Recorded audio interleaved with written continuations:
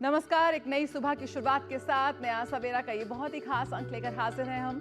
खास इसलिए क्योंकि अगले 1 घंटे में होंगी देश और दुनिया की तमाम ताजा तरीन अपडेट्स। इस वक्त वो खबरें जो बनी हुई हैं सुर्खियां और छाई रहेंगी आज पूरे दिन, उस पर दिखाएंगे हमारी खास रिपोर्ट्स। तो आइए शुरुआत करते हैं सुर्खियों के साथ। मैं हूं जया सिन्हा। प्रधानमंत्री नरेंद्र मोदी आज से आंध्र प्रदेश और उड़ीसा के दौरे पर। पहले दिन आंध्र प्रदेश में 2 लाख करोड़ रुपए से अधिक की विकास परियोजनाओं की करेंगे शुरुआत।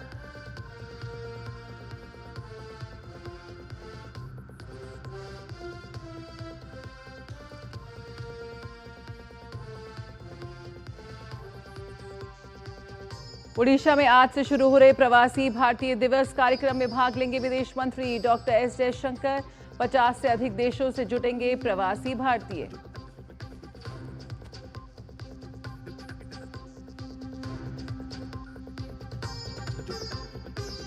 रक्षा मंत्री राजनाथ सिंह की आज मालदीव के रक्षा मंत्री के साथ द्विपक्षीय बैठक। मालदीव के रक्षा बलों की क्षमता बढ़ाने, रक्षा परियोजनाओं समेत रक्षा सहयोग से जुड़े तमाम पहलुओं की होगी समीक्षा।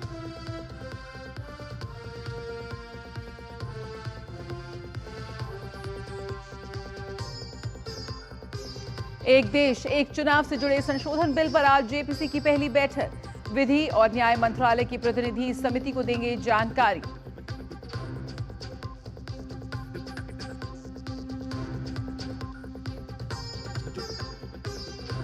और 13 जनवरी से दिल्ली में शुरू होने वाले खो खो विश्व कप का शेड्यूल जारी।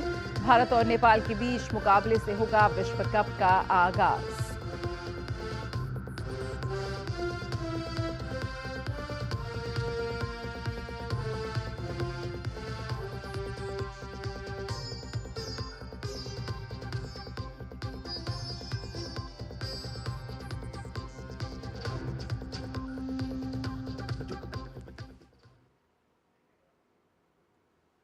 प्रधानमंत्री नरेंद्र मोदी आज से आंध्र प्रदेश और उड़ीसा के 2 दिन के दौरे पर रहेंगे। आज पहले दिन पीएम विशाखापत्तनम में 2 लाख करोड़ रुपए से अधिक की परियोजनाओं का लोकार्पण और शिलान्यास करेंगे। प्रधानमंत्री विशाखापत्तनम के पास पुदी मदका में अत्याधुनिक एनटीपीसी ग्रीन एनर्जी लिमिटेड की ग्रीन हाइड्रोजन हब परियोजना की आधारशिला रखेंगे, जो राष्ट्रीय हरित हाइड्रोजन मिशन के तहत पहला ग्रीन हाइड्रोजन हब है। इस परियोजना में लगभग 1,85,000 करोड़ रुपए का निवेश होगा। प्रधानमंत्री आंध्र प्रदेश में 19,500 करोड़ रुपए से अधिक की लागत वाली विभिन्न रेलवे और सड़क परियोजनाओं का लोकार्पण, शिलान्यास और उद्घाटन करेंगे, जिसमें अन्य परियोजनाओं के साथ साथ विशाखापत्तनम में दक्षिण तट रेलवे मुख्यालय की आधारशिला रखना शामिल है। प्रधानमंत्री अनकापल्ली जिले के नाकापल्ली में बल्क ड्रग पार्क की नींव रखेंगे। बल्क ड्रग पार्क से हजारों नौकरियों का सृजन होगा। इसके साथ ही प्रधानमंत्री तिरुपति जिले में चेन्नई बेंगलुरु औद्योगिक गलियारे के तहत कृष्णापट्टनम औद्योगिक क्षेत्र की आधारशिला भी रखेंगे। इस परियोजना से लगभग 1 लाख प्रत्यक्ष और अप्रत्यक्ष नौकरियों का सृजन होने का अनुमान है। पीएम विशाखापत्तनम में एक रोड शो भी करेंगे। तो प्रधानमंत्री का आज बेहद महत्वपूर्ण आंध्र प्रदेश दौरा, और किस तरह से विशाखापत्तनम में आज विकसित भारत की नींव को और भी मजबूती प्रदान करते हुए आंध्र प्रदेश के लिए एक बहुत बड़ा दिन, जहां पर 2 लाख करोड़ से अधिक के प्रोजेक्ट की शुरुआत होने जा रही है।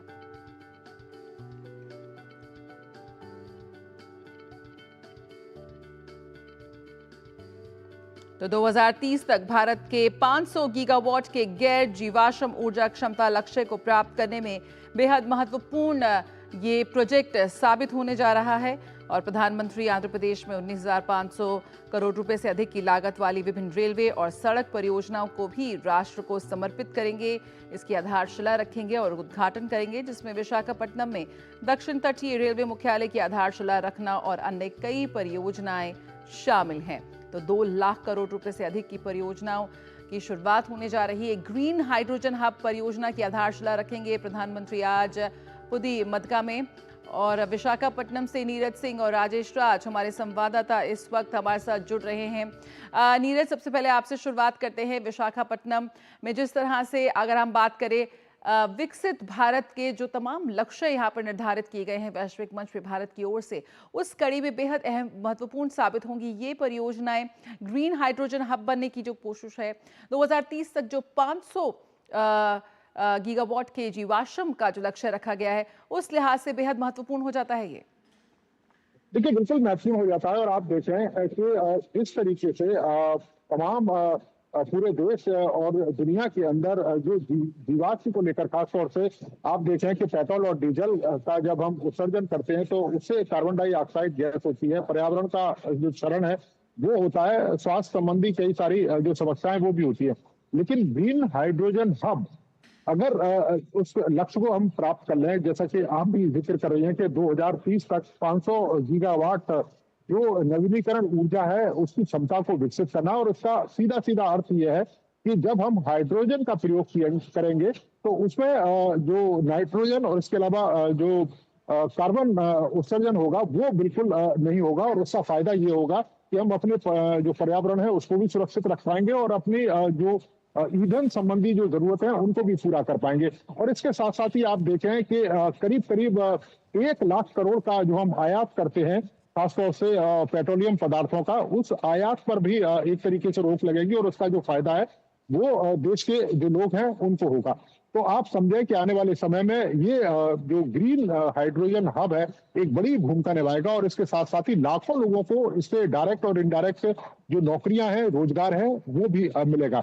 इसके साथ साथ आप देखें कि रेलवे के प्रोजेक्ट्स हैं, इसके साथ ही सड़क और इंफ्रास्ट्रक्चर को लेकर तमाम तरह की जो परियोजनाएं उनकी आधारशिला और शिलान्यास प्रधानमंत्री नरेंद्र मोदी के द्वारा किया जाएगा। एक बड़ा ये दौरा कह सकते हैं। इसके साथ साथ ही एक औषधि पार्क है, उसके भी जो शुरुआत है वो प्रधानमंत्री यहाँ से करेंगी ताकि हम अपनी दवाइयों की जो जरूरत है उनको पूरा कर सकें। और इसके अलावा कम कीमत और किफायती कीमतों पर जो दवाइयां हैं वो देश के लोगों को उपलब्ध करवा सकें, उसके लिए भी ये जो परियोजना है मील का जो पत्थर है वो साबित होगी। दूसरी सबसे बड़ी बात है, आप देखें कि प्रधानमंत्री इससे पहले भी आंध्र प्रदेश के लोगों को कई हजार करोड़ की जो सौगातें हैं वो सौंप चुके हैं। 2 लाख करोड़ से ज्यादा की जो सौगात है सौंपना ये बताता है न केवल आंध्र प्रदेश बल्कि पूरे दक्षिण भारत के लिए विकास का एक मील का पत्थर साबित होने वाली ये परियोजनाएं जिनकी आधारशिला और शिलान्यास प्रधानमंत्री नरेंद्र मोदी करेंगे। इसके साथ साथ ही बड़ी संख्या में लोग प्रधानमंत्री को देखने के लिए पहुंचेंगे। एक रोड शो है, उसमें उम्मीद की जा रही है कि 1.5 से 2 लाख के करीब जो लोग हैं वो शिरकत करेंगे, क्योंकि प्रधानमंत्री को लेकर एक अलग तरह का उत्साह आंध्र प्रदेश के लोगों में देखने को मिल रहा है। हमने कई लोगों से पूछा भी, बात भी करी, उनका ये कहना है कि हम बेसब्री से इंतजार कर रहे हैं प्रधानमंत्री नरेंद्र मोदी का ताकि उनकी एक झलक पा सकें। तो आज का दिन पूरे आंध्र प्रदेश के लिए और हम कहें कि दक्षिण भारत के लिए एक बड़ा दिन है और यही कारण है कि बेसब्री से लोग प्रधानमंत्री नरेंद्र मोदी का इंतजार कर रहे हैं। बिल्कुल, हमारे साथ राजेश राज भी इस वक्त जुड़े हुए हैं। राजेश, रेलवे की अगर बात करें तो बेहतर कनेक्टिविटी और ज्यादा नौकरियां और उस पूरे इलाके की आर्थिक विकास को बढ़ाने में रेलवे बेहद अहम साबित हो रहे हैं।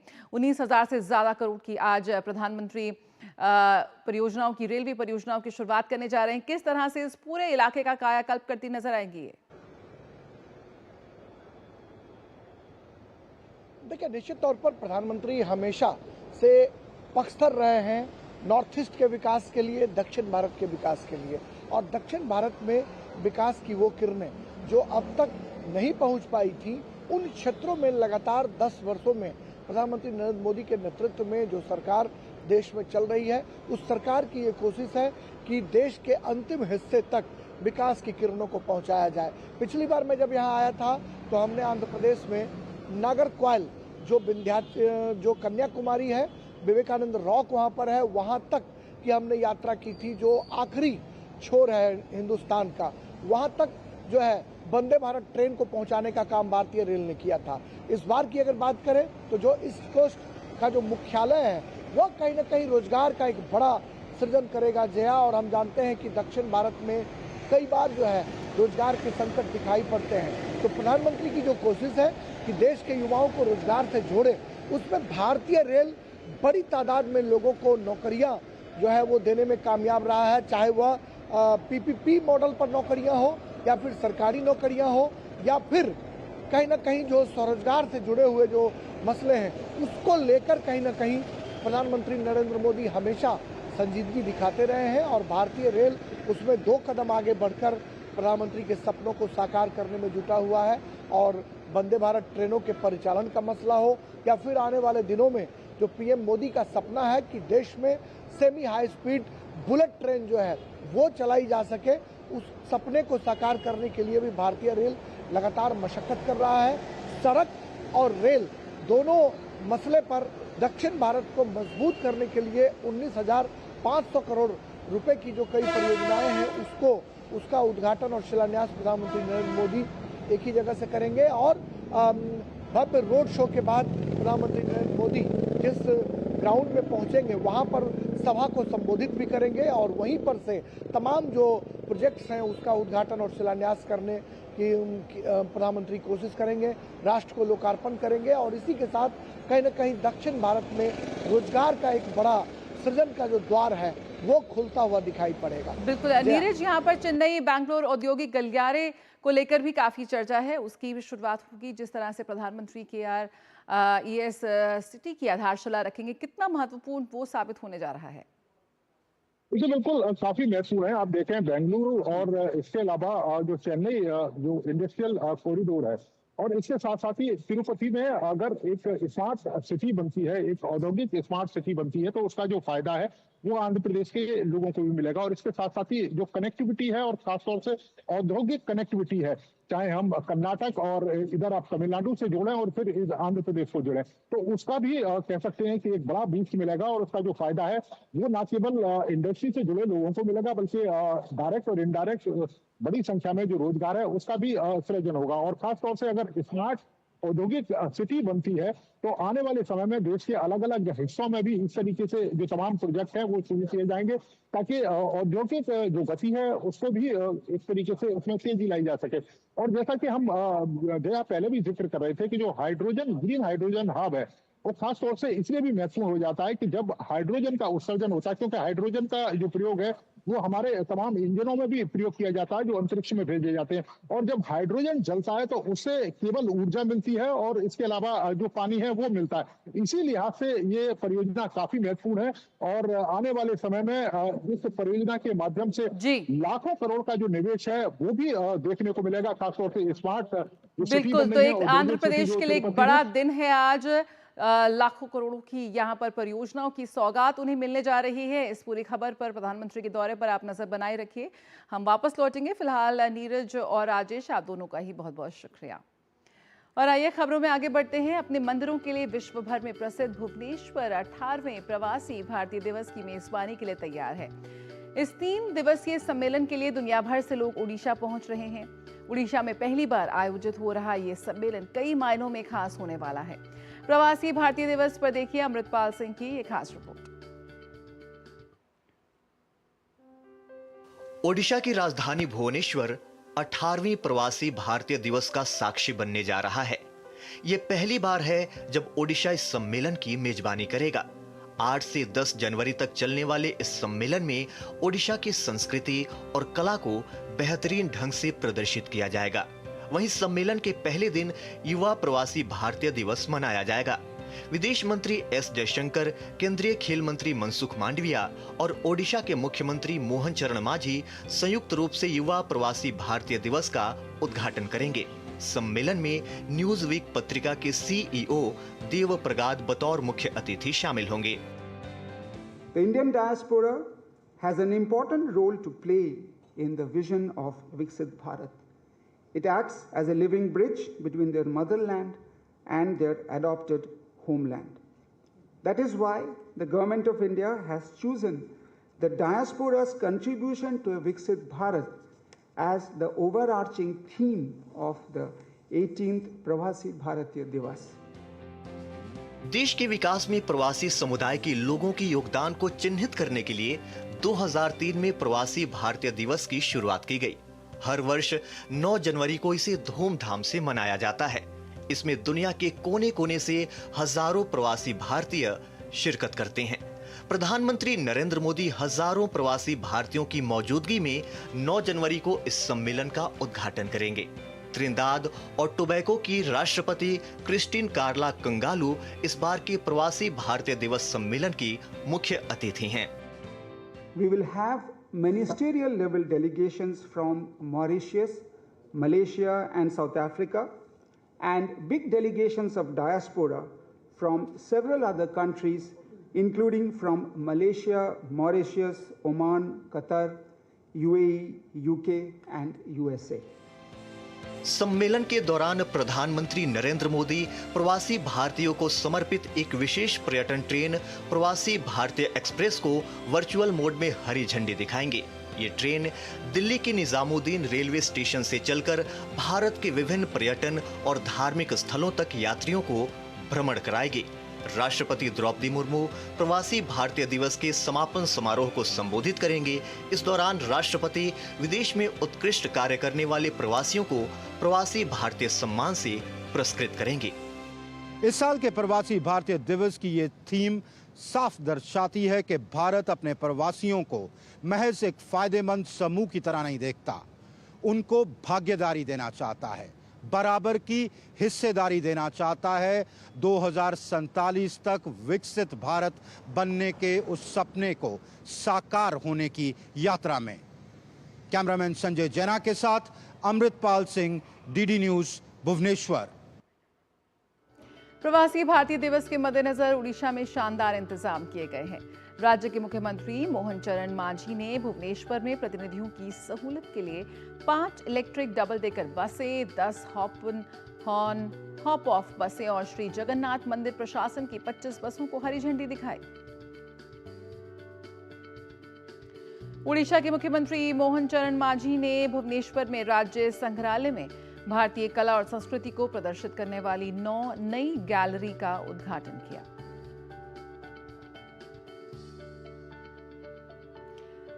और भुवनेश्वर से इस वक्त हमारे साथ जुड़ रहे हैं संवाददाता अमृतपाल का सीधे रुख करते हैं। अमृतपाल, विकसित भारत के सपने में हमारे प्रवासी भारतीयों की भूमिका, उनका योगदान बेहद अहम है। पिछले 10 वर्षों में हमने कई महत्वपूर्ण पहलें देखी हैं मोदी सरकार की ओर से। किस तरह से ये एक सम्मेलन और भारत और विश्व के बीच में एक सेतु के रूप में काम करते हुए नजर आ रहे हैं प्रवासी भारतीय? देखिए, प्रवासी भारतीय एक अपना पोटेंशियल लेके आते हैं, एक अपना प्रॉमिस लेके आते हैं, चाहे वो इन्वेस्टमेंट पॉइंट ऑफ व्यू से हो, चाहे टेक्नोलॉजी पॉइंट ऑफ व्यू से हो।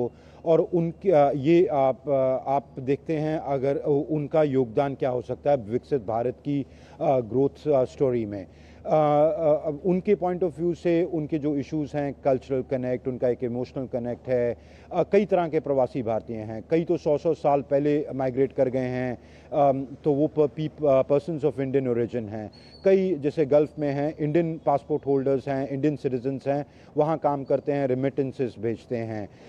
कई जैसे यूएस में हैं, ग्रीन कार्ड होल्डर्स हैं, H1B पे काम करते हैं, टेक्नोलॉजिस्ट्स हैं, टेक्नोलॉजी के क्षेत्र में काम करते हैं। तो दोनों के लिए म्यूचुअली रिलेशनशिप ये बेनिफिशियल इसलिए हो सकता है कि भारत जैसे जैसे ग्रो कर रहा है, जैसे भारत का वर्चस्व दुनिया में बढ़ रहा है, भारत अपना वर्चस्व यूज़ करते हुए उन सरकारों के साथ उनके जो इश्यूज़ हैं, चाहे वो कम्युनिटी वेलफेयर के हों, चाहे बैक होम वीज़ा रेगुलेशंस के हों, चाहे उनकी तरफ से भारत में इन्वेस्टमेंट टेक्नोलॉजी के क्षेत्र में उनका उनकी जो अपनी एक्सपर्टीज़ लेके आते हैं उसमें हो, तो ये रिलेशनशिप कैसे म्यूचुअली बेनिफिशियल हो सके, इसकी राह तलाशने की का एक प्रयास है प्रवासी भारतीय दिवस।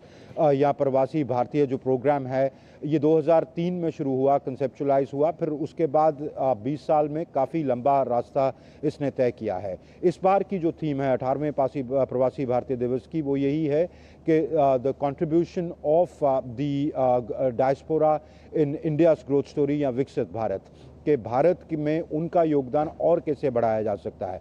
तो अगले 3 दिन जो ये शुरू हो रहा है सम्मेलन दिवस, आज यही अलग अलग डिस्कशंस में, अलग अलग प्लीनरी सेशंस में डिस्कशंस होंगी कि कैसे ये भागीदारी को और मजबूत किया जाए और आगे कैसे बढ़ाया जाए। जी, बिल्कुल, बहुत बहुत शुक्रिया अमृतपाल फिलहाल इस जानकारी के साथ जुड़ने के लिए। होने जा रहा है प्रवासी भारतीय दिवस का शुभारंभ और पहली बार ओडिशा इसकी मेजबानी कर रहा है, तो यकीनन ये भी बेहद खास होगा। रुकेंगे एक छोटे से ब्रेक के लिए, जल्द हाजिर होते हैं। आज सुनो, खाने में कुछ स्वाद नहीं है। अरे किफायती लाल सस्ते वाले दाल मसाले स्वाद हुआ बेकार, एकदम बकवास। इधर कीमती लाल को देखो खाना बना कमाल, MDH की हल्दी मिर्ची धनिया करे कमाल। ये रंग दे, ये खुशबू दे, ये तीखा, ये कम पड़े, समझे किफायती लाल। क्या निराला MDH मसाला। ग्रामीण भारत के दिल में विकसित भारत के सपने पलते हैं, जहां देसी उत्पाद विदेश तक पहुंचे, जो खेत से बाजार तक पहुंचे, जो महिलाओं को सशक्त बनाए, जो जनजातीय कलाओं को यादगार खजानों में बदले। पूर्वोत्तर भारत के काम की चमक 7 समंदर पार भी दमके। ग्रामीण भारत महोत्सव 2025 से जुड़िए 4 से 9 जनवरी, भारत मंडपम, नई दिल्ली।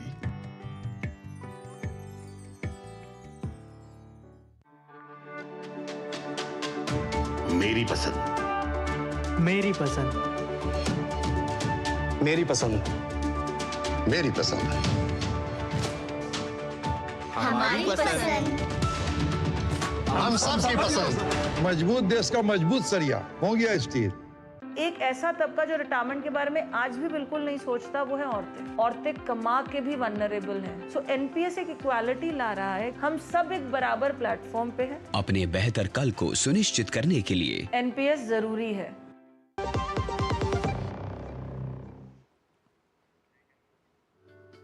ब्रेक के बाद स्वागत है। एक देश एक चुनाव को लेकर गठित की गई संयुक्त संसदीय कमेटी जेपीसी की आज पहली बैठक होगी। ये बैठक जेपीसी के चेयरपर्सन पीपी चौधरी की अध्यक्षता में बुलाई गई है। इस समिति में कुल 39 सदस्य हैं, जिसमें लोकसभा से 27 और राज्यसभा से 12 सदस्यों को शामिल किया गया है, जिसमें पूर्व केंद्रीय मंत्री अनुराग सिंह ठाकुर, पुरुषोत्तम रुपाला, मनीष तिवारी, बांसुरी स्वराज और संबित पात्रा शामिल हैं। इसके अलावा समिति में कांग्रेस की प्रियंका गांधी वाड्रा, जदयू के संजय झा, शिवसेना के श्रीकांत शिंदे, आपके संजय सिंह और तृणमूल के कल्याण बैनर्जी सहित सभी प्रमुख दलों के सदस्यों को शामिल किया गया है। दरअसल लोकसभा चुनावों के साथ सभी विधानसभाओं के चुनाव कराने के लिए एक देश एक चुनाव से संबंधित संविधान 129वां संशोधन विधेयक और इससे जुड़े एक अन्य विधेयक को केंद्र सरकार ने संसद के शीतकालीन सत्र में पेश किया था, जिस पर विपक्ष के भारी हंगामे के बीच वोटिंग की गई। वोटिंग के बाद आए नतीजों के बाद इस बिल को जेपीसी में भेज दिया गया था।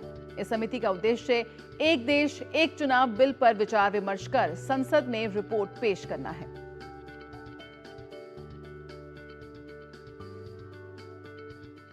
अलग अलग चुनाव होने से मशीनरी जो है पूरी की पूरी टाइम टू टाइम वो लगी रहती हैं, उसका बहुत बड़ा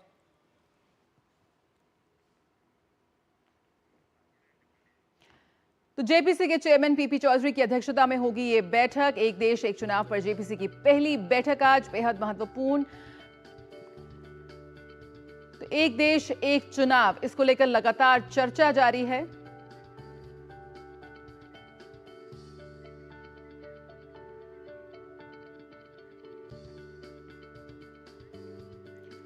तो कोविड समिति ने क्या सिफारिशें की हैं, एक नजर उस पर डाल लेते हैं। कानूनी रूप से स्वीकार्य तंत्र विकसित करना चाहिए और पहले चरण में लोकसभा और विधानसभा चुनाव एक साथ हों। कोविड समिति की ये सिफारिशें हैं जो इस वक्त आप अपने टेलीविजन स्क्रीन पर देख रहे हैं। साथ ही पहले चरण की बात हो तो लोकसभा और विधानसभा का चुनाव एक साथ हो, इस पर चर्चा है। दूसरे चरण में 100 दिन के भीतर निकाय और पंचायत चुनाव हो। लोकसभा की पहली बैठक की तारीख नियत तिथि होगी। एक बार के अस्थायी उपाय के बाद चुनाव साथ होंगे। बहुमत ना होने या अविश्वास प्रस्ताव जैसी स्थिति में नए चुनाव, लोकसभा के लिए नए चुनाव होने पर कार्यकाल केवल शेष कार्यकाल तक ही होगा। एकल मतदाता सूची बनाई जाए और मतदाता फोटो पहचान पत्र तैयार हो। तो बहुमत ना होने या अविश्वास प्रस्ताव जैसी स्थिति में नए चुनाव की बात करती है कोविड समिति। लोकसभा के लिए नए चुनाव होने पर कार्यकाल केवल शेष कार्यकाल तक ही रहेगा। ऋषि कुमार संवाददाता हमारे साथ जुड़ रहे हैं। ऋषि, एक देश एक चुनाव जेपीसी की पहली बैठक बेहद महत्वपूर्ण। इस समिति के सदस्यों की संख्या बढ़ाई गई इसलिए कि ताकि जो तमाम प्रमुख दल हैं उनका यहाँ पर रिप्रेजेंटेशन हो सके। किस तरह से आज जब ये पहली बैठक होने जा रही है, अगर हम पहले सेंटिमेंट की बात करें तो किस उम्मीद के साथ इस बैठक में सारे सदस्य शामिल हो रहे हैं? तब लगातार बाहर बयानबाजी तो जारी है। बिल्कुल बेहद महत्वपूर्ण बैठक है। अगर हम कहें कि आज़ादी के बाद अगर हम किसी चुनाव सुधार की ओर बढ़ रहे हैं तो ये बहुत बड़ा चुनाव सुधार वाला कदम माना जाएगा, क्योंकि अब तक हमने देखा है कि देश में चुनाव हर समय होते रहते हैं। अगर हम कहें कि अभी हमने हाल ही में महाराष्ट्र में चुनाव देखे, हरियाणा में चुनाव देखे, जम्मू कश्मीर में चुनाव देखे और अभी दिल्ली में चुनाव होने जा रहे हैं और उससे ठीक पहले लोकसभा के चुनाव भी हुए हैं। अगर इन सबको एक साथ मिलाकर देखा जाए तो हम कह सकते हैं कि देश में हर समय चुनावी मौसम रहता है और इसको लेकर तमाम जो अलग अलग तरीके के मत हैं वो कहते हैं कि इससे तमाम खर्चा बढ़ता है, जो प्रशासनिक कामकाज है वो प्रभावित होता है और सबसे बड़ी बात ये होती है कि जो विकास कार्य हैं उनकी जो गति है वो धीमी हो जाती है। और इससे भी बड़ा जो पहलू है वो ये है कि सियासी माहौल में जो सामाजिक सौहार्द है कई बार उसमें भी खलल डालने का काम सियासत कर देती है। तो ऐसे में अगर एक साथ चुनाव हो तो 5 वर्ष के लिए हम उससे मुक्त हो सकते हैं और आराम से देश में जो तमाम शासन व्यवस्था है उसको सुचारू रूप से आगे बढ़ा सकते हैं। जैसे कि आपने बताया खुद ही कि पहले जो सदस्य थे वो कम थे, 21 और 10 सदस्य रखे गए थे। बाद में तमाम राजनीतिक दलों ने मांग की, क्योंकि ये मसला बहुत बड़ा है, इसमें हर एक राजनीतिक पार्टी को प्रतिनिधित्व मिलना चाहिए, इसी वजह से ये संख्या बढ़ाकर 39 की गई। अगर इसमें बात की जाए तो इस पूरे के पूरे पहलू में जो सबसे बड़ा पहलू ये है कि इन चुनावों को लेकर जो तमाम संवैधानिक पहलू हैं, संवैधानिक पक्ष हैं कि वो किस तरीके से काम करेंगे। अगर हम देखें तो इससे सबसे पहले इसमें लॉ कमीशन ने अपनी रिपोर्ट बनाई। लॉ कमीशन ने जब बात की थी तो इसमें देश भर के लोगों के साथ चुनाव सुधार से संबंधित जो राय शुमारी की गई थी, तमाम लोगों से पक्ष और विपक्ष उनसे उनका रखा गया था। साथ ही साथ राजनीतिक दलों के साथ एक लंबी मंत्रणा हुई थी लॉ कमीशन की। इसके बाद एक अलग से कमीशन बनाया गया था पूर्व राष्ट्रपति के नेतृत्व में, जिन्होंने कि अभी अपनी रिपोर्ट दे दी है और हमने भी अभी अपनी स्क्रीन पर ये तमाम सुझाव जो उस समिति की तरफ से दिए गए हैं वो रखे गए हैं। अब मसला आ जाता है कि इस संविधान संशोधन को केंद्र सरकार किस तरीके से पारित कराती है, ये सबसे बड़ी चुनौती है, क्योंकि हम जानते हैं कि सत्ताधारी पार्टी के पास संविधान संशोधन के लिए जो पर्याप्त 2/3 बहुमत है वो बिना विपक्ष के सहयोग के मिलना मुश्किल है। लेकिन प्रयास उन्होंने किए हैं और इसी वजह से ये जेपीसी में मसला गया है। कांग्रेस इसका विरोध कर रही है, वो इसका सैद्धांतिक विरोध कर रही है, वो कहती है कि वो इसके पक्ष में ही नहीं है।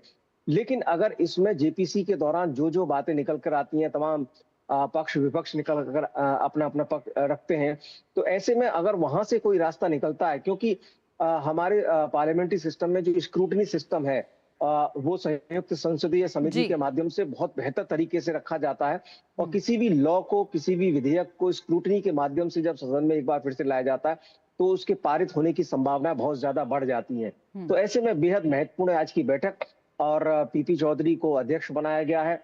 पूर्व कानून मंत्री के तौर पर उनका अनुभव है, तो अब देखना होगा कि किस तरीके से आज की बैठक होती है, क्योंकि इसमें तमाम जो सियासी दावपेच है वो भी देखने को मिल सकते हैं। बिल्कुल, तो आज काफी अहम 2 विधेयकों पर विचार करेगी जेपीसी और सरकार को काफी उम्मीदें हैं इससे। बहुत बहुत शुक्रिया ऋषि फिलहाल इस जानकारी के साथ जुड़ने के लिए। और आइए अब बात कर लेते हैं महाकुंभ की।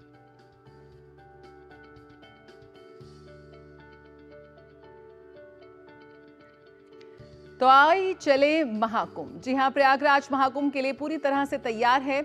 अब तक हजारों साधु संत यहां पहुंच चुके हैं और कुछ अखाड़े भी अभी पहुंचने की प्रक्रिया में हैं। प्रयागराज के महाकुंभ मेले में गौ माता के सम्मान देने के लिए सबसे बड़ा महायज्ञ का भी आयोजन होने जा रहा है।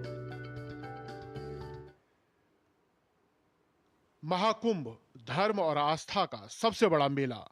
महाकुंभ आध्यात्मिक ज्ञान, सामाजिक समरसता और सांस्कृतिक आदान प्रदान का महत्वपूर्ण मंच। महाकुंभ मेले का सबसे बड़ा यज्ञ कुंड तैयार। महाकुंभ में गौ माता के सम्मान के लिए महायज्ञ का आयोजन। 1100 पुजारी गाय को राष्ट्र माता का दर्जा दिलाने के लिए करेंगे महायज्ञ। महायज्ञ 1 महीने तक रोजाना 9 घंटे चलेगा। महाकुंभ मेले का सबसे बड़ा यज्ञ कुंड तैयार किया जा रहा है। यहाँ 1100 पुजारी गाय को राष्ट्र माता का दर्जा दिलाने के लिए महायज्ञ करेंगे। महाकुंभ मेले के सबसे बड़े यज्ञ कुंड से महाकुंभ की भव्यता उजागर होती है। ये यज्ञ कुंड भी विशेष उद्देश्य के लिए बनाया गया है।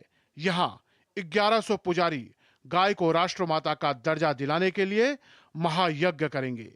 जगत गुरु शंकराचार्य स्वामी अविमुक्तेश्वरानंद सरस्वती के शिविर में आयोजित किए जा रहे इस मंडप में 324 कुंड और 9 शिखर हैं। ये यज्ञ 1 महीने तक चलेगा। प्रतिदिन 9 घंटे तक यज्ञ में आहुति दी जाएगी। सबसे बड़ा यज्ञ इसी परिसर में होने वाला है, जिसमें 324 कुंड होंगे और 9 शिखर हैं ऊपर से। और यज्ञ का क्रम ये रहेगा कि पंचदेव गौ प्रतिष्ठा महायज्ञ है। हमारे यहाँ सनातन धर्म में आदि शंकराचार्य जी की बनाई परंपरा के अनुसार हम पंचदेवोपासक हैं। तो सबसे पहले अति गणपति याग, अति सूर्य याग, अति विष्णु याग, अति रुद्र याग, फिर समापन में भगवती की उपासना की जाएगी, राजराजेश्वरी, त्रिपुर सुंदरी की, चंडी, दुर्गा, भवानी की और गौ माता की उपासना की जाएगी। ये 1 महीने तक चलेगा। लगभग 1100 पुरोहित इस यज्ञ में प्रतिदिन सम्मिलित होंगे। महाकुंभ मेला विश्व का सबसे बड़ा सांस्कृतिक और धार्मिक मेला है। इस दौरान संपूर्ण भारत के लोग एक जगह एकत्रित होकर नदी में स्नान करते हैं, संतों के प्रवचन सुनते हैं। महाकुंभ के प्रारंभ से पहले कई कलाकार अपनी प्रतिभा का प्रदर्शन भी कर रहे हैं। एक महिला कलाकार ने महाकुंभ के लिए अमृत कलश की पेंटिंग बनाई है। इस अमृत कलश पेंटिंग की खास बात यह है कि इसमें लाखों बार भगवान राम का नाम लिखा है। ये मैंने कुंभ कलश बनाया है और ये महाकुंभ को समर्पित करने के लिए मैंने ये कुंभ कलश बनाया है और इसमें लाखों बार राम लिखा होगा। राम लिख करके मैं क्योंकि पेंटिंग्स बनाती हूँ। प्रयागराज महाकुंभ के लिए पूरी तरह से तैयार है। बस कुछ दिनों बाद प्रयागराज में देश विदेश से करोड़ों श्रद्धालुओं का आना शुरू हो जाएगा। अब तक हजारों साधु संत यहाँ पहुंच चुके हैं और कुछ अखाड़े भी अभी पहुंचने की प्रक्रिया में हैं। Bureau report, DD news. और आइए सीधे ले चलते हैं आपको प्रयागराज। संवाददाता रामेंद्र सिंह वहां मौजूद हैं। रामेंद्र, दुनिया भर से आए संत महात्मा कौतूहल का विषय बने हुए हैं, लेकिन इस दिव्य भव्य महाकुंभ में जो डिजिटल महाकुंभ है वो भी आकर्षण का केंद्र बन रहा है। एआई तकनीक का भी इस्तेमाल देखने को मिल रहा है। किस तरह से दिन प्रतिदिन महाकुंभ और भी विशेष होता जा रहा है? देखिए, जैसे जैसे दुनिया में सुरक्षा की चुनौतियां बढ़ रही हैं, उसी तरीके से उनका समाधान भी खोजा जा रहा। महाकुंभ एक बड़ा आयोजन है जहां 40 से 45 करोड़ लोग आएंगे, तो उनको सुरक्षित कैसे रखना, उनको कैसे खोजना है, वो कहीं खोने ना पाए। क्योंकि पुरानी कहानियां हैं कि कुंभ में खो गए थे और दूसरे कुंभ में मिले, तो ये कहानियां पुरानी हो गई। एआई तकनीक से उनको खोजा जा सकेगा। जो जितने पेंटोन पुल बने हैं, जब आप उनको पार करोगे तो एआई तकनीक, जो कैमरे लगे हैं, उनकी निगाह में आ जाओगे और वो ये बताएंगे कि किस रूट में कौन कहाँ गया है और किस लोकेशन में अगर कार्ड डाल के निकलेंगे तो किस लोकेशन में कौन खड़ा है बता देंगे। तो ये स्थिति है। दूसरा, एआई तकनीक के माध्यम से और भी सूचनाएं जो पुलिस का कंट्रोल रूम बना है वहां लेते रहेंगे कि कोई भी अप्रिय घटना यहाँ ना होने पाए। 40 से 45 करोड़ लोगों का आना है, तो सुरक्षा उनकी जिम्मेदारी है। तो वो सुरक्षित कुंभ हो, सकुशल कुंभ हो, इसकी तैयारी राज्य सरकार और पुलिस प्रशासन ने किया है। बिल्कुल रामेंद्र, यहाँ पर हम देख रहे हैं कि विभिन्न जो तैयारियां की जा रही हैं, उसमें बात हो रेलवेज की, बात हो स्वास्थ्य सेवाओं की, जिस तरह से एक सांस्कृतिक समागम भी वहाँ देखने को मिलेगा। किस लिहाज से कितने करोड़ों की संख्या में खास तौर पर जो अमृत स्नान है उसको लेकर तैयारियां ज्यादा हैं, क्योंकि जिस महापर्व में उम्मीद की जा रही है कि करोड़ों लोग इस अमृत स्नान में शामिल होंगे। बिल्कुल जया, करोड़ों लोग शामिल होंगे और इसकी तैयारियां लगातार हो रही। 100 बेड का यहाँ एक अस्पताल बनाया गया है जो भारत सरकार ने बनाया और इसमें सारी सुविधाएं क्रिटिकल यूनिट तक हैं कि अगर आप क्रिटिकल पोजीशन में हो तो उसकी भी चिकित्सा की जाएगी। रेलवे 13,000 ट्रेनें चला रहा है। एयर कनेक्टिविटी, रोड कनेक्टिविटी को बेहतर किया गया है। जो पुल रेलवे वगैरह के थे उनको दोहरा कर दिया गया है। जो लखनऊ से आने वाला पुल है वो समय से नहीं पूरा हुआ तो उसको स्टील ब्रिज से बनाया जा रहा है। तो इस तरीके से ऐसी व्यवस्था की गई कि आपको आने जाने में में जो भी श्रद्धालु संत यहाँ आना चाहते हैं उनके आने जाने में कोई कठिनाई न हो। आज 3 अखाड़े छावनी नगर में प्रवेश करेंगे। उनकी भव्य शोभा यात्रा प्रयागराज से निकाली जाएगी और फिर छावनी क्षेत्र में आएंगे, तो उनका भी आकर्षण है। जब साधु संत अखाड़े निकलते हैं तो देखिए रंग बिरंगे और इतना अद्भुत लगता है कि कौन शंकर जी की बारात की तरह कोई शिव बना है तो कोई साधु बना है तो कोई तमाम और रूप रख के निकलते हैं। तो जब पुष्प वर्षा होती है तो देखने में इतना अद्भुत लगता है कि एक अलग दुनिया में आप प्रवेश कर गए हो। तो पूरी तैयारियां हैं। जो लोग कुंभ आना चाहते हैं उनके लिए कुंभ की धरती, महाकुंभ की धरती तैयार है, महाकुंभ नगर तैयार है, वो जरूर आए। तैयारियां लगभग सरकार की पूरी है। अखाड़े लगभग आज प्रवेश कर जाएंगे, 1-2 अखाड़े बचेंगे तो वही प्रवेश करना बाकी रह जाएगा। 6 अखाड़े आज प्रवेश कर जाएंगे। जया जी, बहुत बहुत शुक्रिया रामेंद्र, फिलहाल इस जानकारी के साथ जुड़ने के लिए। तो महाकुंभ तैयार है श्रद्धालुओं और संत महात्माओं और आपका स्वागत करने के लिए। बात कर लेते हैं ठंड की। सर्दी का सितम जारी है। राजधानी दिल्ली की खासतौर पर बात करें तो दिल्ली की सर्दी इस समय चरम पर है। राजधानी दिल्ली समेत पूरा उत्तर भारत शीतलहर और कोहरे की चपेट में है। वहीं मौसम विभाग ने उत्तर प्रदेश, हरियाणा और चंडीगढ़ के कुछ स्थानों में अगले 2 दिन तक बहुत घना कोहरा छाए रहने की संभावना जताते हुए ऑरेंज अलर्ट जारी किया है। आज सुबह दिल्ली एनसीआर में कोहरे की चादर छाई रही। ठंड से बचने के लिए यूपी के अयोध्या में लोग रैन बसेरों में शरण ले रहे हैं, साथ ही अलाव का भी सहारा लेते हुए देखे जा रहे हैं। इसके अलावा ठंड और शीतलहर के प्रकोप को देखते हुए दिल्ली एनसीआर में छोटे बच्चों की ऑनलाइन पढ़ाई जारी है। वहीं कोहरे के कारण रेल और हवाई सेवाएं भी पिछले कई दिनों से प्रभावित हो रही हैं। उत्तर रेलवे की कई रेलगाड़ियां देरी से चल रही हैं, साथ ही कई उड़ानें देरी से रवाना हुई। तो यातायात पर खासा असर देखने को मिल रहा है इस कड़ाके की ठंड का। और आइए आपको ले चलते हैं जम्मू के भद्रवाह, जहां पहाड़ से लेकर मैदान तक बादल मंडरा रहे हैं। मिनी स्विट्जरलैंड कहे जाने वाले भद्रवाह में 12 दिनों से लगातार तापमान -3 डिग्री सेल्सियस से नीचे है। इस सुरमय घाटी का आकर्षण बर्फ गिरने से और भी बढ़ गया है।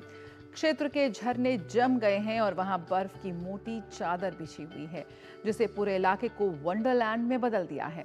हालांकि बर्फ के कारण स्थानीय लोगों को कई दिक्कतों का सामना करना पड़ रहा है। शीतलहर के कारण प्राकृतिक जल निकायों के पास पानी और जल निकासी व्यवस्था सब कुछ जम गया है। जो जम्मू के भद्रवाह में कई दिनों से तापमान 0 से भी नीचे चला गया है।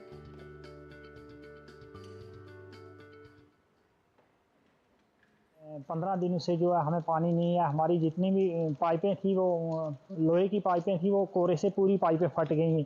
तो उसके बाद जो है हमें बहुत जो है मुश्किल का सामना करना पड़ रहा है। तो इस भारी ठंड ने काफ़ी मुश्किलें भी खड़ी कर दी हैं और इन सब से निपटने के लिए बीआरओ और मैकेनिकल डिवीजन ने पर्यटकों और स्थानीय लोगों की सुविधा के लिए सुरमय भद्रवाह घाटी में युद्ध स्तर पर बर्फ हटाने का काम शुरू कर दिया है। भद्रवाह चंबा रोड और एक और एडजॉइनिंग रोड है, उस पर काम कर रहे हैं। तो इसीलिए हम पूरी अपनी कोशिश, हमारी 10 मशीनें थी, हमने पूरी मशीनें डिप्लॉय करके अपनी ये हम कोशिश कर रहे हैं कि हमारा यहाँ मैक्सिमम जो ये अपना व्हीकलर ट्रैफिक के लिए पहले हम एक सिंगल इसमें निकाल के, क्योंकि यहाँ पे सर बर्फ ज़्यादा है। और इसी कपकपाती सर्दी में राजधानी दिल्ली में घने कोहरे, शीतलहर और भीषण ठंड के बीच सेना के जवान गणतंत्र दिवस परेड का अभ्यास कर रहे हैं। गणतंत्र दिवस समारोह को भव्य बनाने के लिए इस भीषण ठंड में कई सप्ताहों से जवानों द्वारा रोजाना अभ्यास किया जा रहा है। 26 जनवरी के लिए तैयारी जारी है।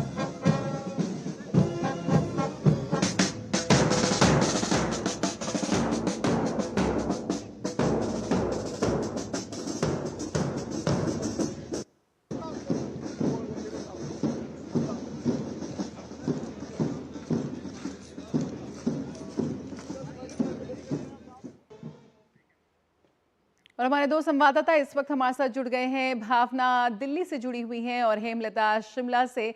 भावना, सबसे पहले आपका रुख कर लेते हैं। सुबह सुबह शुरुआत हो रही है दिल्ली वासियों की कोहरे की घनी चादर के साथ, ठंड लगातार बढ़ रही है। क्या कुछ अनुमान लगाया जा रहा है, कुछ निजात मिलने के आसार हैं?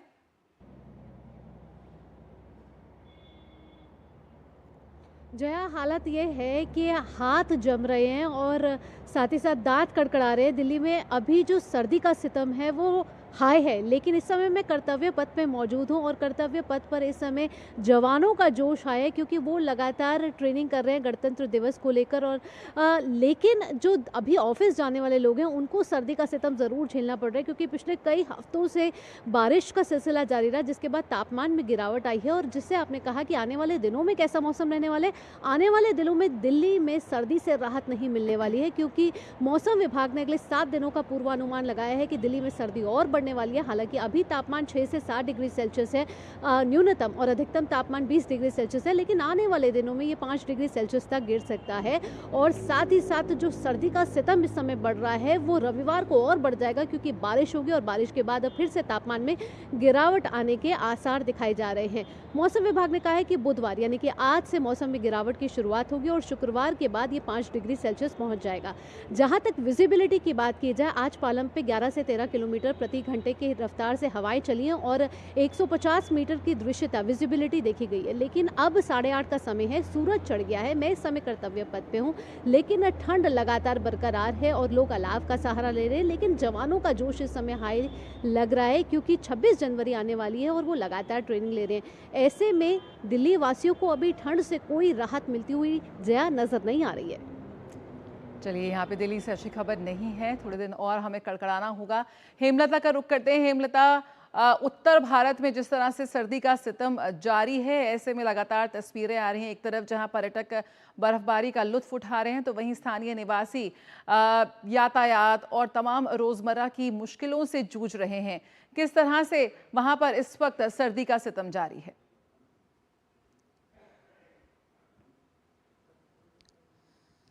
जी बिल्कुल, हिमाचल प्रदेश में 6 जनवरी को मैदानी इलाकों में बारिश होने के बाद और जो पहाड़ी इलाके हैं वहां पर बर्फबारी हुई है, उसके बाद से हिमाचल प्रदेश का जो मौसम है वो एकदम से बदल गया है। हालांकि 6 तारीख से पहले लगातार धूप खिली हुई थी जिससे कई शहरों के तापमान में उछाल भी दर्ज किया गया था, लेकिन आजकल हालात बिल्कुल उलट इसके नज़र आ रहे हैं। मौसम विभाग की तरफ से आने वाले 3 दिन यानी कि 10 तारीख तक प्रदेश में शीतलहर का अलर्ट जारी किया गया है और इसके साथ साथ प्रदेश के कुछ ऐसे भी जिले हैं जहां पर घने कोहरे का अलर्ट जारी किया गया है, येलो अलर्ट ये है। इस बीच जो विजिबिलिटी है वो बिल्कुल ना के बराबर हो गई है।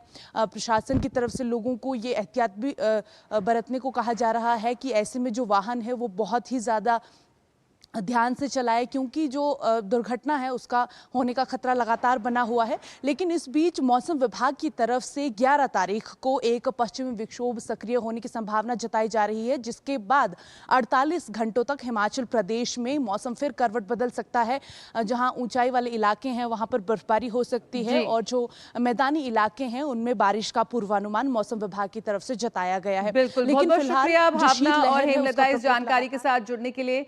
तो यहाँ पर ठंड लगातार जारी है और भी इसके बढ़ने के आसार हैं क्योंकि यहाँ पर बारिश का अनुमान भी जताया गया है।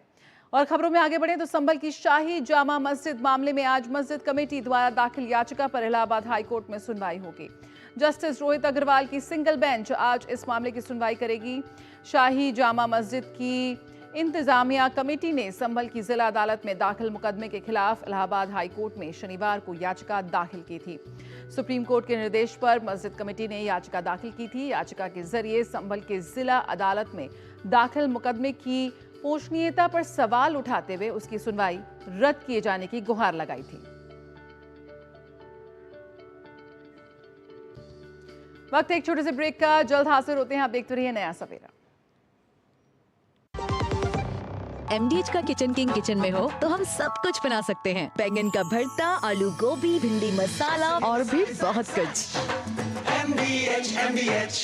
ग्रामीण भारत के दिल में विकसित भारत के सपने पलते हैं, जहां देसी उत्पाद विदेश तक पहुंचे, जो खेत से बाजार तक पहुंचे, जो महिलाओं को सशक्त बनाए, जो जनजातीय कलाओं को यादगार खजानों में बदले। पूर्वोत्तर भारत के काम की चमक 7 समुंदर पार भी दमके। ग्रामीण भारत महोत्सव 2025 से जुड़िए 4 से 9 जनवरी, भारत मंडपम, नई दिल्ली।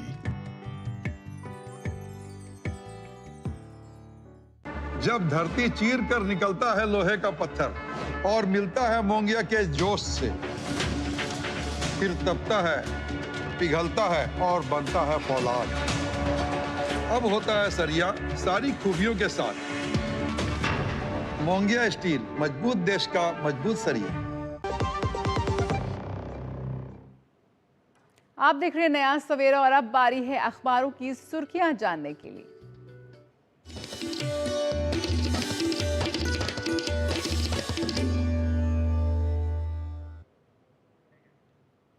हमारे साथ जुड़ गई है इस वक्त संध्या। क्या खास है आज दिल्ली से प्रकाशित समाचार पत्रों में?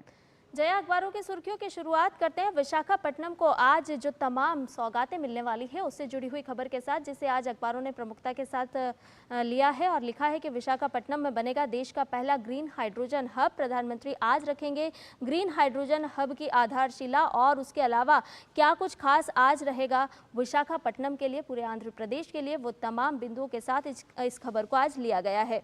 एक और खबर से आपको रूबरू कराते हैं, ये है राजधानी से जुड़ी हुई खबर। जी हाँ, दिल्ली में चुनावों का शंखनाद हो चुका है और आचार संहिता राजधानी में लागू हो चुकी है। कुल मतदाता 1.55 करोड़, पुरुष उसमें से 83.49 लाख और महिला 71.74 लाख होंगी। यानी कि ये मतदाता भाग्य का फैसला करने वाले हैं उन उम्मीदवारों का, और उम्मीदवारों के साथ साथ दिल्ली की सत्ता की चाबी किसके हाथ होगी उनका भी करेंगे। तो आज अलग अलग बिंदुओं के साथ इस खबर को लिया गया है, जिसमें बताया कि कुल सीटें 70 है और बहुमत का आंकड़ा 36 होगा। नामांकन की तिथि 10 से 17 होगी और नाम वापसी 20 जनवरी, मतदान 5 फरवरी को होगा। अगली खबर का रुख करते हैं। हरिभूमि अखबार ने इसे देश विदेश पेज पर लिया है और बताया है कि भारत में AI इनोवेशन को किस तरह से गति मिलने वाली है। क्लाउड AI बिजनेस में $3 अरब का निवेश करेगी माइक्रोसॉफ्ट और माइक्रोसॉफ्ट साल 2030 तक 1 करोड़ लोगों को AI में प्रशिक्षित करेगा।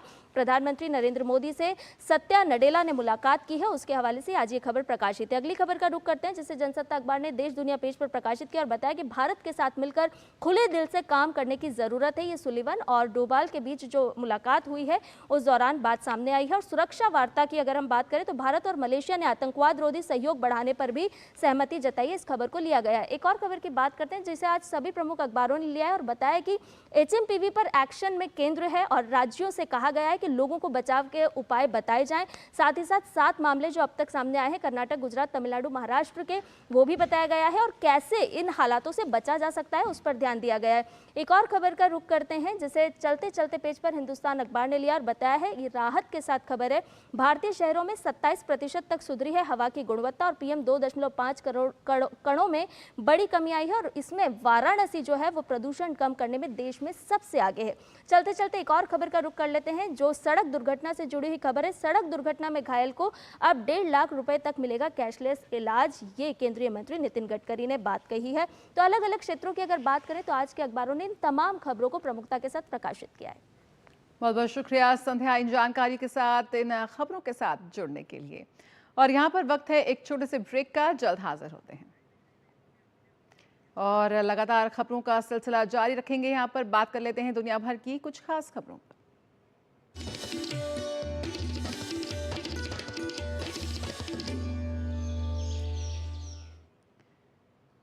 अमेरिका के नवनिर्वाचित राष्ट्रपति डोनाल्ड ट्रंप की ओर से पनामा नहर और ग्रीनलैंड पर नियंत्रण पाने के लिए सैन्य बल के प्रयोग की संभावना से इनकार नहीं करने के बाद पनामा की ओर से करारा जवाब आया है। पनामा का कहना है कि उसकी अंतर महासागरीय नहर की संप्रभुता पर समझौता नहीं किया जा सकता। अमेरिका में बर्ड फ्लू से एक व्यक्ति की मौत की खबर है। लुइसियाना के रहने वाले एक शख्स की बर्ड फ्लू की वजह से मौत हो गई है। और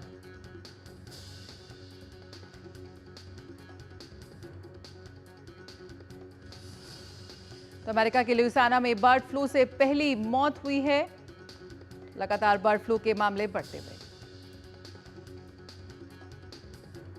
एक टाइमलेस वीडियो में लॉस एंजलिस के अपस्केल इलाके में जंगल की आग की तेजी से बढ़ती हुई घटना को कैद किया गया है। यह आग करीब 1262 एकड़ के क्षेत्र में लगी हुई थी। वेनेजुएला की संसद ने आंतरिक मामलों में हस्तक्षेप को लेकर कई पूर्व लैटिन अमेरिकी राष्ट्रपतियों को पर्सोना नॉन ग्राटा घोषित किया है। कहा है कि अगर वे वेनेजुएला की धरती पर अपने कदम रखेंगे तो उनके साथ आक्रमणकारियों जैसा व्यवहार किया जाना चाहिए। और आइए अब बात कर लेते हैं कारोबार जगत की।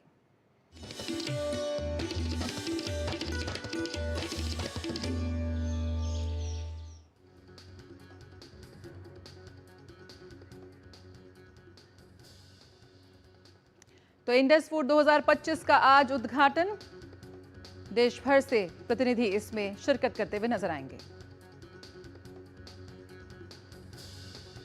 केंद्रीय खाद्य प्रसंस्करण उद्योग मंत्री चिराग पासवान आज ग्रेटर नोएडा में इंडस फूड 2025 का उद्घाटन करेंगे। इसमें 30 से अधिक देशों के 2300 प्रदर्शक शामिल होंगे।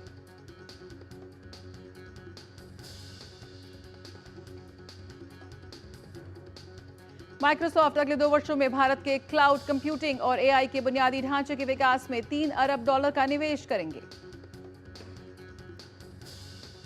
सीएनजी से चलने वाले 2 पहिया वाहनों पर जीएसटी कम हो सकता है। वाहन कंपनियों के संगठन सायम ने इन पर लगने वाला जीएसटी 28% से घटाकर 18% करने और बाद में इसे 12% करने का अनुरोध किया था। सीसीआई ने टाटा इलेक्ट्रॉनिक्स को पेगाट्रॉन टेक्नोलॉजी इंडिया का बड़ा हिस्सा खरीदने की मंजूरी दे दी है। टीईपीएल 2 बार में पेगाट्रॉन इंडिया का बड़ा हिस्सा खरीदेगी। सिंगापुर सरकार की निवेश company Temasek Haldiram snacks foods में 10% हिस्सेदारी खरीदेगी। टेमासेक $10 अरब पर हल्दीराम में हिस्सेदारी अपने नाम करेगी।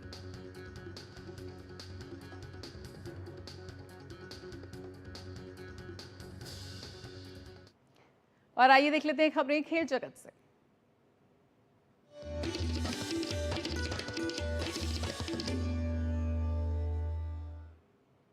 तेरह जनवरी से दिल्ली में शुरू होने वाला खो खो विश्व कप के मैचों का शेड्यूल जारी हो गया है। विश्व कप का आगाज भारत और नेपाल के मैच के साथ होगा। उद्घाटन समारोह दिल्ली के इंदिरा गांधी स्टेडियम में होगा। वेदांता कलिंगा लेसर्स ने मंगलवार को राउरकेला में के बिरसा मुंडा हॉकी स्टेडियम में श्राची राड़ बंगाल टाइगर्स को 6-0 से हराकर हॉकी इंडिया लीग की अपनी पहली जीत हासिल की। कलिंगा लेसर्स का अगला मुकाबला गुरुवार को गोनासिका से होगा। 12 जनवरी से श्रीलंका में शुरू होने वाली क्रिकेट की दिव्यांग चैंपियंस ट्रॉफी के लिए मंगलवार को भारतीय टीम के लिए सेंड ऑफ सेरेमनी का आयोजन किया गया। भारतीय बैडमिंटन खिलाड़ी लक्ष्य सेन मलेशिया ओपन से बाहर हो गए हैं। लक्ष्य को पहले दौर के मुकाबले में ताइवान के ची यू जेन के हाथों 21-14, 21-7 से मुकाबला गंवाना पड़ा। ला लीगा में वेलेंसिया के खिलाफ मुकाबले में रेड कार्ड पाने वाले real Madrid star Vinicius junior पर 2 मैच का प्रतिबंध लगा दिया गया है। और सिने जगत में क्या कुछ हलचल है, आइए वो भी देख लेते हैं।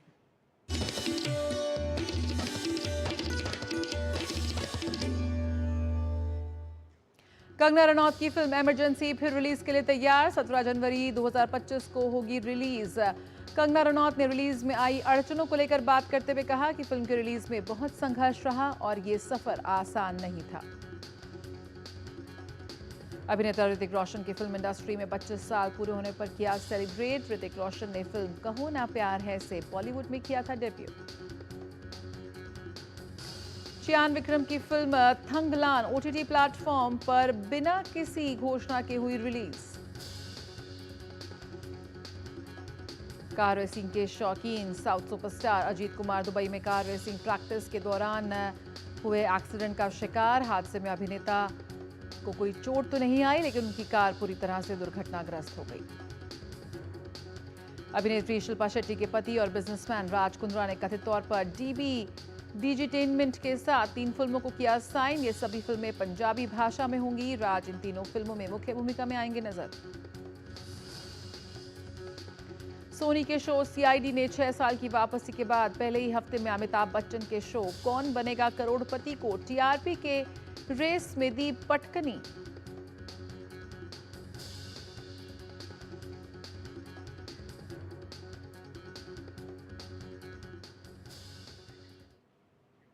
और आइए अब जान लेते हैं मौसम का हाल।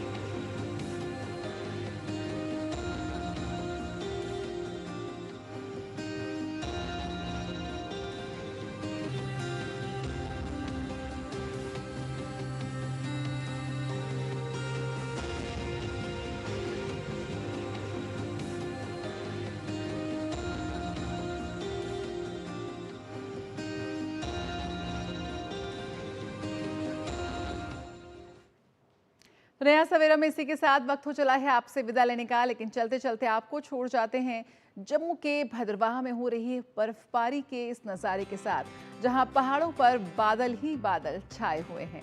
नया सवेरा में आज इतना ही। मुझे मेरी पूरी टीम को दीजिए इजाजत। नमस्कार।